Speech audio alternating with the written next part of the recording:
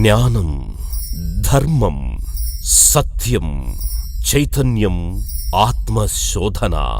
సమాధానం దొరకని ఎన్నో ప్రశ్నలతో మనిషి మనసులో ఓ అజ్ఞాన తిమిరం. ఆ అంధకారాన్ని పటాపంచలు చేసే కాంతిపుంజం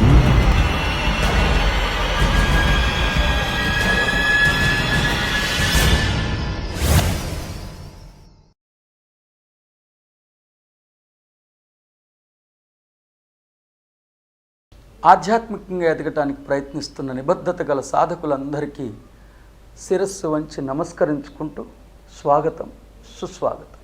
యుగాల తరబడి జన్మలుగా ఏ దైవం కోసం మీరు బాహ్యంలో అన్వేషిస్తున్నారో, ఏ దేవదేవుడి దివ్యమంగళ స్వరూపం దర్శిస్తే చాలు ఈ జన్మకి ఒక సార్థకత లభిస్తుందని మురిసిపోతూ ఉన్నారో, ఏ దేవదేవుడి నామామృతం ఉచ్చరిస్తే చాలు ఈ జన్మకి ఒక సార్థకత లభిస్తుందని ఎదురు చూస్తున్నారో, ఏ దేవదేవుడి కోసం ఎన్నో సాధనలు శోధనలు క్రమం తప్పకుండా పాటిస్తూనే ఉన్నారో, ఏ దైవం కోసం ఎన్నో మతాల్ని ఆశ్రయించి ఎన్నో మత గ్రంథాలని అధ్యయనం చేస్తూ ఉన్నారో, నిజానికి మీరు ఊహించుకున్నట్లుగా ఆ దైవం ఏ సముద్ర గర్భాన్నో ఏ శిఖరాగ్రభాగాన్నో కొలువై మిమ్మల్ని పరిపాలించట్లేదు.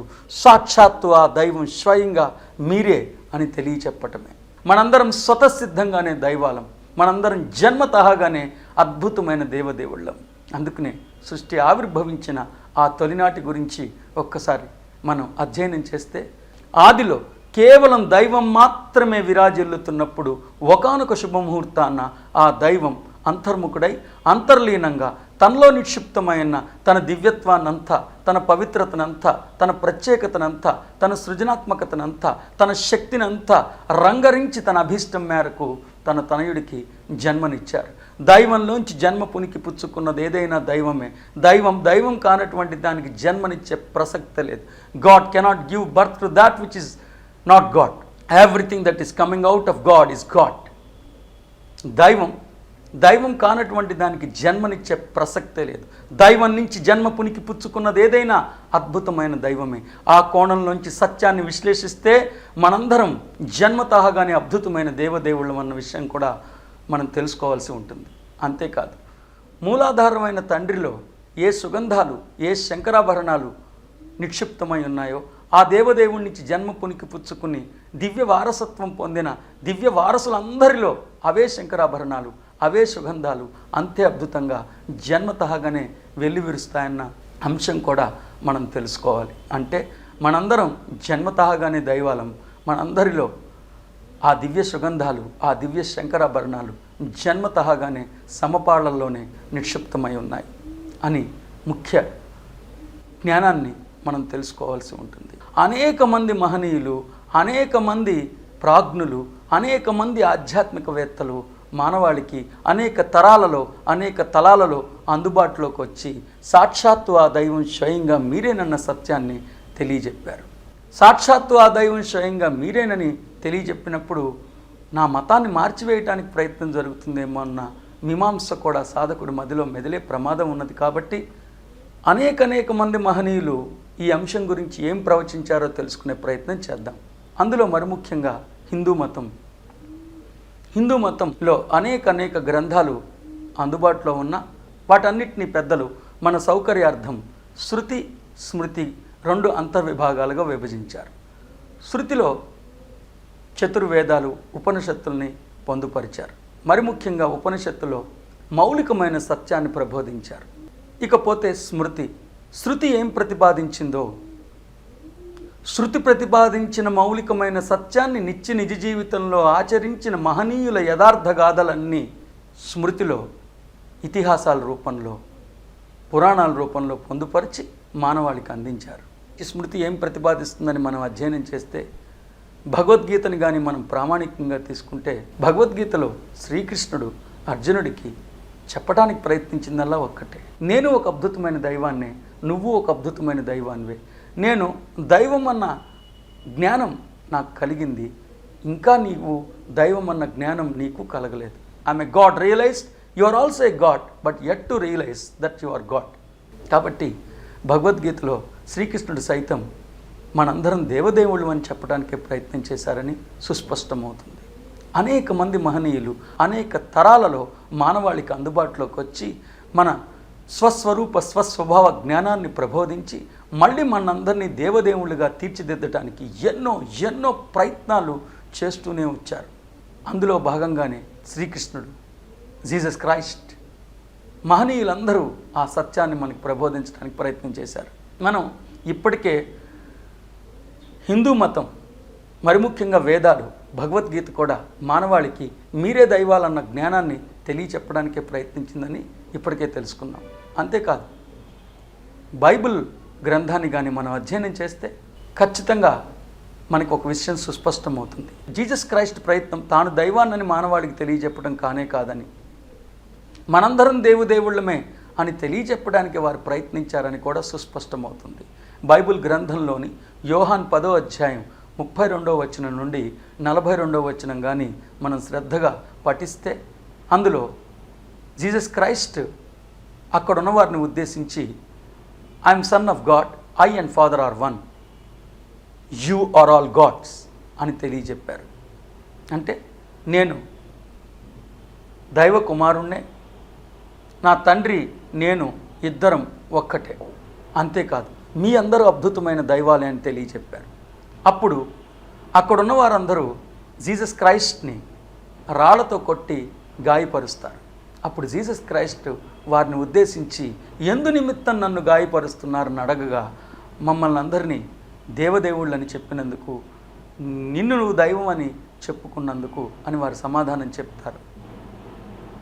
అప్పుడు జీసస్ క్రైస్ట్ మీ మత గ్రంథం కూడా అదే ప్రబోధిస్తున్నదిగా అని వారికి సమాధానం చెప్పి అక్కడి నుంచి నిష్క్రమిస్తారు.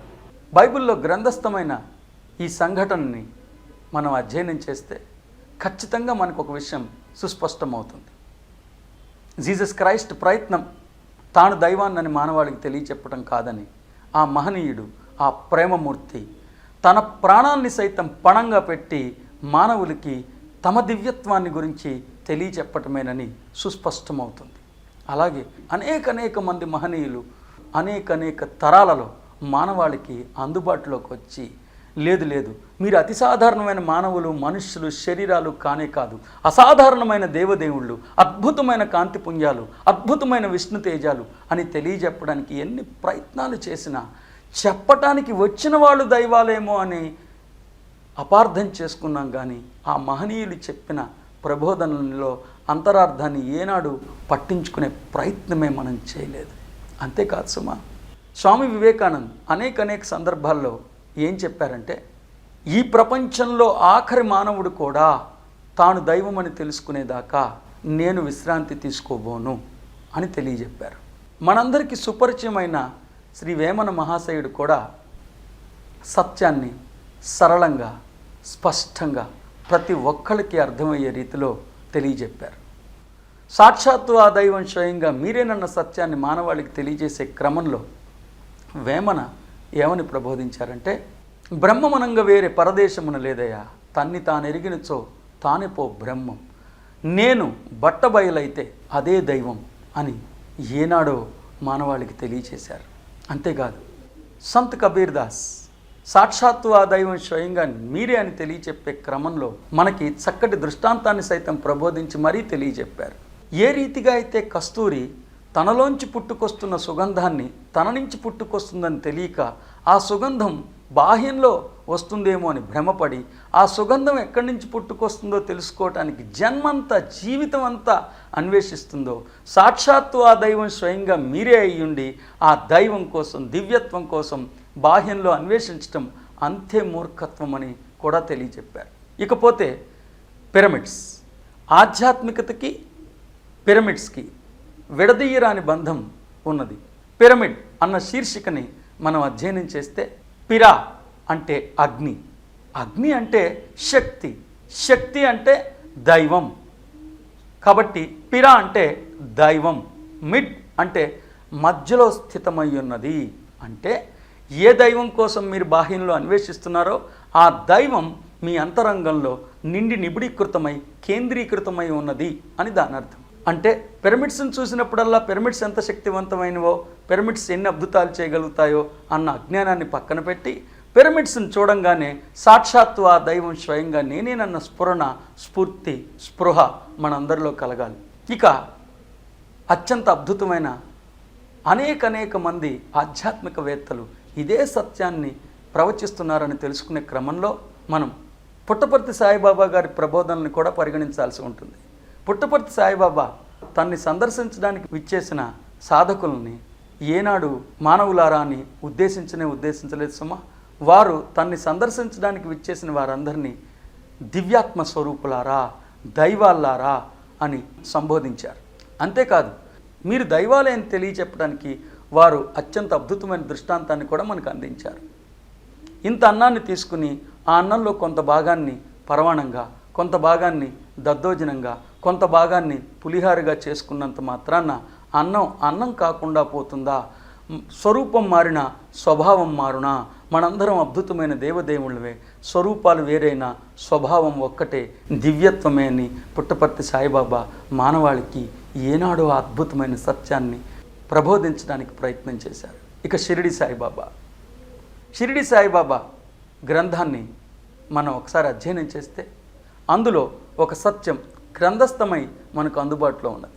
షిరిడి సాయిబాబాని ఒక భక్తుడు బ్రహ్మానందం అంటే ఏమిటో తెలియజెప్పమని ప్రశ్నించగా దానికి సమాధానంగా షిరిడి సాయిబాబా, బ్రహ్మ ఎక్కడున్నాడో బ్రహ్మానందం అక్కడే ఉన్నది. నువ్వు ఊహించుకున్నట్లుగా బ్రహ్మ బాహ్యంలో లేదు. చర్మచక్షువులతో వెతికితే ఆ దైవం దొరకటం అసాధ్యమే. అంతర్ముఖుడై ప్రయత్నిస్తే నీలోనే అంతర్లీనంగా, అంతర్నిహితంగా ఆ దేవదేవుడు, దైవం నిండి నిబిడీకృతమై ఉన్నాడని ఏనాడో షిరిడి సాయిబాబా మనందరికీ తెలియజేశారు. అంతదాకా ఎందుకు, మనందరం గురువులకే గురువుగా, పరమ గురువుగా భావిస్తున్న శ్రీ శంకరాచార్యుల వారు తన జన్మంతా, జీవితం అంతా పణంగా పెట్టి ప్రతి ఒక్క మానవుడికి సాక్షాత్తు ఆ దైవం స్వయంగా మీరేనని తెలియచెప్పడానికి ఎన్నో ప్రయత్నాలు చేశారు. అద్వైత జ్ఞానాన్ని ప్రబోధించారు. దైవం వేరు, నేను వేరు అనుకుంటే ద్వైతము. సాక్షాత్తు ఆ దైవం స్వయంగా నేనేనన్న జ్ఞానాన్ని అర్థం చేసుకోవటమే అద్వైతము. అద్వైతామృతాన్ని మానవాళికి ప్రబోధించి మనమే అద్భుతమైన దేవదేవుళ్ళం అని తెలియజెప్పారు. అందుకే వివేక్ చూడమని 478వ శ్లోకంలో వేదాంత సిద్ధాంతాల తుది తీర్పు ఇది, జీవాత్మయే పరమాత్మ, ఈ అద్వైతానుభూతియే మోక్షం, అద్వితీయ పరబ్రహ్మానికి శృతులే ప్రత్యక్ష ప్రమాణాలు అని తెలియజేశారు.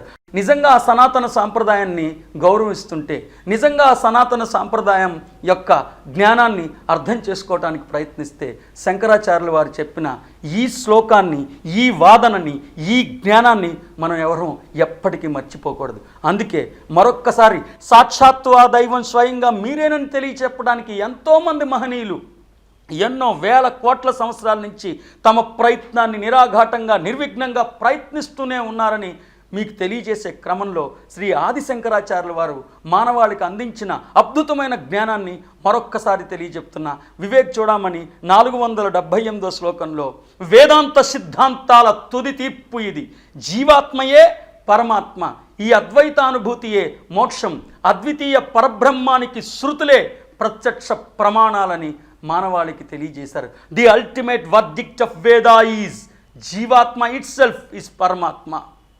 రియలైజింగ్ దట్ జీవాత్మ ఇట్ సెల్ఫ్ ఈజ్ పరమాత్మ ఈజ్ మోక్షం. The evidence for this grandest truth is వేద అని ఏనాడో తెలియజేశారు. అంటే క్రీస్తు నుంచి కృష్ణుడి దాకా, యేసు నుంచి ఏడుకొండలవాడి దాకా ప్రతి ఒక్కళ్ళు సాక్షాత్తు ఆ దైవం స్వయంగా మీరేనని తెలియచెప్పడానికి ఎన్ని ప్రయత్నాలు చేసినా మానవత్వపు మత్తులో కొట్టుమిట్టాడుతున్న మనం ఈ మహనీయుల జ్ఞానపు సుప్రభాత గీతికని ఆలకించి మళ్ళీ మనం జాగృత అవస్థలోకి రాలేదు. ఈ కార్యక్రమం ద్వారా నేనెంత మహనీయున్నో తెలియచెప్పడం కానే కాదు, క్రీస్తు నుంచి కృష్ణుడి దాకా, యేసు నుంచి ఏడుకొండలవాడి దాకా అనేక మంది మహనీయులు మానవాళికి అందుబాటులోకి వచ్చి జ్ఞానపు సుప్రభాత గీతికని ఆలపించి మన్ని మళ్ళీ మేల్కొల్పడానికి జాగృతపరచడానికి, మన స్వస్వరూప స్వస్వభావ జ్ఞానాన్ని తెలియజేసి మళ్ళీ మన నిత్యత్వ నిజతత్వ నిర్మలత్వపు దివ్యస్థితిని పునఃప్రాప్తించుకుని దేవదేవుళ్ళుగా, కాంతిపుంజాలుగా, విష్ణు తేజాలుగా విరాజిల్లమని ఎన్ని ప్రయత్నాలు చేసినా వాటిని అర్థం చేసుకోవడానికి ఏమాత్రం ఆసక్తి చూపలేదన్న సత్యం మీకు తెలియచేయడమే. ఈ కార్యక్రమం ద్వారా మా ప్రయత్నం వల్ల ఒక్కటే, ఇంకెవరినో కొత్త దేవుడిగా పరిచయం చేయటమో, మిమ్మల్ని మీ మతాలను మార్చివేసుకోమని తెలియచెప్పడమో, మీ ఆచార వ్యవహారాలను త్యజించమని చెప్పడమో అంతకన్నా కాదు. మీ స్వస్వరూప స్వస్వభావ జ్ఞానాన్ని మీరు తెలుసుకుని అద్భుతమైన దైవాలుగా మీరు విరాజిల్లమని, మీ నిత్యత్వ నిజతత్వ నిర్మలత్వపు దివ్యస్థితిని మీరు పునఃప్రాప్తించుకోమని, ఇన్ని వేల సంవత్సరాల నుంచి అందరు మహనీయులు ఏ సత్యాన్ని మీకు తెలియచెప్పడానికి ప్రయత్నిస్తున్నారో ఇప్పటికైనా మీరు మేల్కొని మీ జన్మ రహస్యాన్ని తెలుసుకుని మీ ఔన్నత్యాన్ని మీరు అర్థం చేసుకుని దేవదేవుళ్ళుగా, కాంతిపుంజాలుగా, విష్ణు తేజాలుగా విరాజిల్లమని తెలియచెప్పటమే మాత్రమే సుమా. మానవత్వపు మత్తులో ఇంకా ఎన్నాళ్ళు, ఇంకెన్ని వేల జన్మలు వృధా చేసుకుంటారు. సాక్షాత్తు ఆ దైవం స్వయంగా మీరేనని ఈ సత్యం అర్థం చేసుకోకుండా మీరు ఆధ్యాత్మికంగా ఎదగటానికి ఎన్ని ప్రయత్నాలు చేసినా అవన్నీ నిష్ఫలమేనని, నిష్ప్రయోజనమేనని శంకరాచార్యుల వారు తెలియచెప్తూ వివేక్ చూడమని 13వ శ్లోకంలో గురువు చేసిన హితబోధల వలన తప్ప, సరైన తత్వజ్ఞాన విచారణ వలన తప్ప, నదీనదాలలో పుణ్యస్థానములు ఆచరించటం వలన కానీ, దానాల వలన కానీ, 100 సార్లు ప్రాణాయామాలు చేయటం వలన కానీ ఆ పరమ సత్యం మీద నిశ్చలమైన విశ్వాసం మీకు ఏర్పడదని ఏనాడో తెలియజేశారు. కనీసం ఇప్పటికైనా ఆ పరమ గురువులు చెప్పిన దివ్యజ్ఞానాన్ని అర్థం చేసుకోమని తెలియచెప్పడమే. ఈ సందర్భంగా పరమ గురువు అయిన శంకరాచార్యులు వారు ఈ సత్యాన్ని మానవాళికి తెలియజేశారు. వారు భజగోవిందం 17వ శ్లోకంలో గంగాసాగర తీర్థములో స్నానములు ఆచరించి యజ్ఞములు చేసి దేవతలందరినీ మెప్పించిన, ఎన్ని దానాలు చేసినా ఈ జ్ఞానము కలగకుంటే ఆ వ్యక్తి ఎన్ని జన్మలు తీసుకున్నా మోక్షము కలగదని సుస్పష్టం చేశారు. ఒక్కసారి ఆలోచించండి. నిజంగా ఆధ్యాత్మికత అంటే అర్థం మీకు తెలుసా? ఆధ్యాత్మికత అంటే ఇంకెవరినో స్తుతించటమో, ఇంకెవరినో భజించటమో అనుకుంటున్నారా? నిజానికి ఆధ్యాత్మము అంటే గీతాచార్యులు భగవద్గీతలో అద్భుతమైన అంతరార్థాన్ని ప్రబోధించారు. భగవద్గీతలో అక్షర పరబ్రహ్మ యోగం 3వ శ్లోకాన్ని మనం అధ్యయనం చేస్తే ఆ 3వ శ్లోకంలో ఆధ్యాత్మము అంటే స్వస్వరూపము అని స్పష్టం చేశారు. ఇవాల్టి రోజున మనం పరమసత్యాన్ని అద్భుతంగా అర్థం చేసుకున్నాం. మళ్ళీ ఈసారి మనం కలిసినప్పుడు ఆధ్యాత్మికతలో జ్ఞానానికి ఎందుకున్నదంత ప్రాధాన్యత అన్న అంశాన్ని కూడా మీకు తెలియచేస్తాను. శరీరం అనే వేదిక మీద దివ్యత్వం అనే వేడుక చేసుకోవటానికి దిగివచ్చిన దేవదేవుళ్ళందరికీ శిరస్సు వంచి నిజాయితీగా నమస్కరించుకుంటూ స్వస్తి.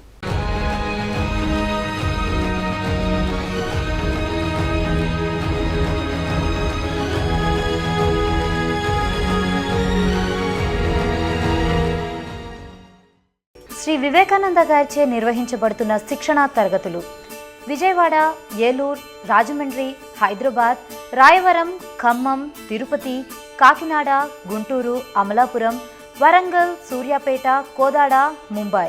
మీరు సంప్రదించాల్సిన ఫోన్ నంబర్ 9848258366.